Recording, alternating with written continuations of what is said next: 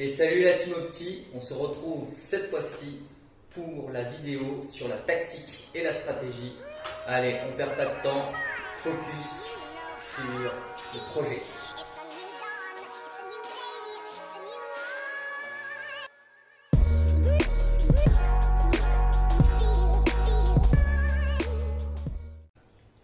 Bien, alors pour cette vidéo sur le projet, la première chose qu'on va commencer par faire déjà, c'est de savoir qu'est-ce que c'est vraiment qu'un projet tactique, qu'est-ce que c'est vraiment qu'un projet de navigation en régate.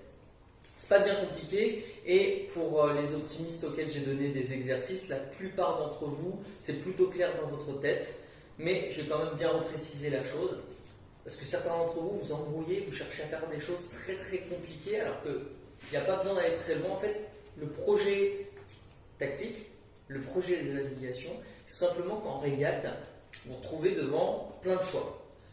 Le choix de virer, le choix de ne pas virer, le choix de partir d'un côté ou non de la ligne. Bref, votre régate, c'est une succession de choix et ces choix, soit vous les faites de vous-même par anticipation, soit vous les faites complètement au hasard, soit vous les subissez à cause des adversaires, mais toujours est-il que ce sont des choix que vous devez faire. Eh bien, un projet, c'est tout simplement la ligne de conduite, ce qui va vous aider à organiser et à mieux gérer vos choix, ces choix-là. C'est ça un projet de navigation. Et le projet, il dépend de plusieurs choses. Il va dépendre de la météo, il va dépendre de votre bateau, il va dépendre de votre propre niveau, il va dépendre du courant, il va dépendre d'un tas de choses, d'un tas d'informations. Certaines informations, vous les avez déjà. Vous connaissez normalement avant la régate votre niveau. D'autres informations, vous ne les avez pas. Et certaines de ces informations, vous ne les aurez même qu'au pré-start. Du coup, à la question quand est-ce qu'on prépare un projet de navigation, un projet tactique en régate, en fait, un projet, ça se prépare un peu tout le temps. Ça se prépare avant d'aller sur l'eau, ça se prépare pendant qu'on est sur l'eau, ça se prépare pendant le pré-start, et ça continue de se préparer, de se construire, même quand on est en manche en fait, puisqu'on est tout le temps en train de faire des choix et on est tout le temps en train de prendre des informations. Et si les informations changent, peut-être que le projet doit changer. Ou non, ça dépend. Il n'y a rien de figé sur l'eau, et il n'y a rien de figé aussi en projet de navigation. Vous voyez ? Donc voilà. Ceci étant dit, on va passer maintenant à la chose qui est assez importante, c'est maintenant quels sont les différents projets qui existent. Alors, je ne vais pas dans cette vidéo détailler tous les projets qui existent, je vais faire quelque chose de beaucoup plus simple pour vous. Via le groupe WhatsApp, je vais vous donner des fiches où dedans il y a un peu tous les plans de jeu, tous les grands plans de jeu qui existent. Donc, jouer l'angle, à dos refus, quand il y a un côté favorable, s'il faut privilégier la notion du courant, quand il y a un effet de site, si ça impacte ou non. D'accord ? Par contre, j'aimerais revenir sur deux notions avec vous qui peuvent vraiment améliorer votre capacité à faire des projets. Vous savez, on l'a dit, une régate, c'est une succession de choix.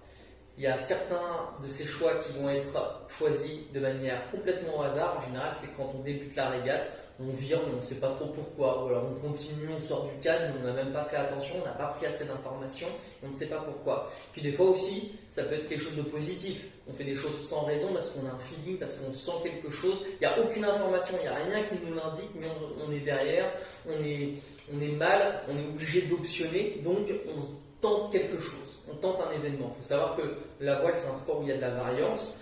La variance, c'est le fait que l'aléatoire va jouer sur les résultats, qu'on le veuille ou non, et peu importe le niveau.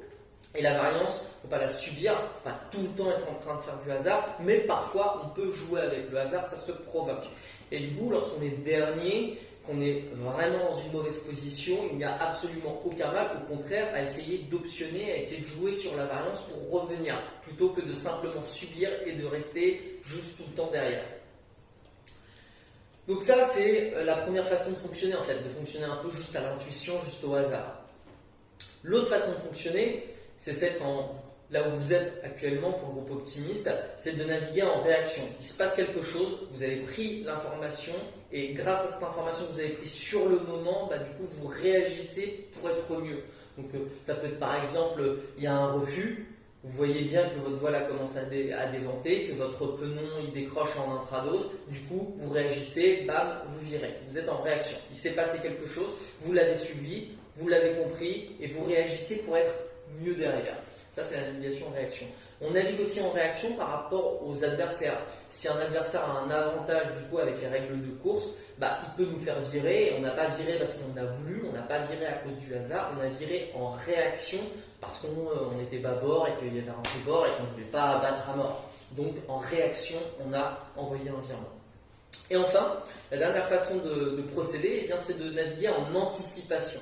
C'est-à-dire qu'avant que l'effet néfaste arrive, avant qu'il y ait quelque chose qui se produise, vous l'avez anticipé, vous l'avez prévu grâce à votre collecte d'informations ou autre, peu importe, grâce à vos connaissances en voile, vous avez anticipé un phénomène, quelque chose, et du coup, vous allez agir, vous allez faire un choix avant d'être dans la réaction. Voilà. Souvent, très souvent, là où je veux en venir, c'est que les coureurs, surtout en optimiste, pensent que ce qui est important, c'est de naviguer en anticipation. C'est la clé, anticipation, anticipation. Nous, les coachs aussi, on n'arrête pas de vous le rabâcher, de ne pas subir votre régate, mais de faire votre régate et de vraiment naviguer en anticipation. Ceci étant dit, c'est pas entièrement vrai. C'est-à-dire que c'est comme sur l'eau, tout change, les choses changent. Et c'est pareil avec un projet de navigation. En fait, si vous êtes tout le temps dans l'anticipation, le problème, c'est que vous allez vous enfermer dans votre projet de navigation et vous allez être en décalage avec la réalité. Quand on construit un projet, il y a besoin de prendre un tas d'informations. Vous le verrez dans les fiches que je vais vous donner. Par exemple, s'il faut jouer un côté favorable à cause du courant et que du coup il faut commencer contre le courant, finir avec le courant, bref, il y a quelque chose de fort à ce niveau-là, il faut le jouer. Il va falloir prendre l'information. Du coup, il va falloir prendre en gros une photo. Vous arrivez, vous prenez les informations, clac, vous faites un cliché dans votre tête. Vous avez la photo dans votre tête, vous savez comment la situation est dans votre tête, sauf que cette situation, elle peut changer. Et si cette situation change, potentiellement, votre projet il est plus bon. Alors, parfois, il faut savoir lâcher un projet ou le faire évoluer, faire quelque chose qui est plus proche de la réalité, qui va vous avantager. Donc, c'est important de ne pas tout le temps être dans l'anticipation et de savoir être aussi dans la réaction. En sachant être parfois dans la réaction, vous allez faire un pas de côté sur ce que vous avez créé et vous allez pouvoir sortir du lot. Vous savez, les très très bons régatiers à haut niveau, ils ne font pas un projet de navigation. La plupart du temps, quand je viens vous voir et que je vous demande quel était votre projet de navigation en manche, soit vous n'en avez pas fait et vous avez uniquement navigué en réaction. Alors vous prenez les informations et vous étiez que dans la réaction, et ça peut marcher, il n'y a aucun souci, mais si on veut aller plus loin, il faut d'abord commencer par l'anticipation, bref. Et par contre, ceux qui font un projet, c'est-à-dire ceux qui sont dans l'anticipation, ils me disent oui, écoutez, ça c'était mon plan de jeu, point. Et il y en a un seul. À haut niveau, les régatiers, ils ne font pas un projet de navigation, ils en font plein, et ils construisent et ils déconstruisent. Et sans arrêt, ils prennent des informations, ils changent leur projet de navigation. Et vous savez, un projet de navigation, c'est un peu comme un livre. Le projet va avoir un titre. Par exemple, dans le premier exercice que je vous avais donné, l'exemple A, le projet qu'il fallait choisir, c'était le projet à dos refus. Jouer lent. Ok. Sauf que ça, c'est juste le titre du livre. C'est pas tout le projet. Il y a des nuances dans le fait de jouer à dos refus. Il y a des subtilités. Donc voilà, c'est juste le titre du livre et pas tout le contenu. Et du coup, c'est très important de savoir le contenu et savoir que ce contenu-là, il peut échanger, il peut évoluer. Et qu'en réalité, il n'y a pas 6 projets de navigation type, 6, 7, 10, peu importe. Non, il y en a une infinité en fait. Et ça va dépendre de vous, de votre façon et de la manière dont vous allez le faire évoluer. Et donc ce qui est important, c'est de savoir du coup créer un projet. Mais ce qui est important aussi, c'est de savoir le faire évoluer, voire de complètement le détruire. Le détruire pour le reconstruire.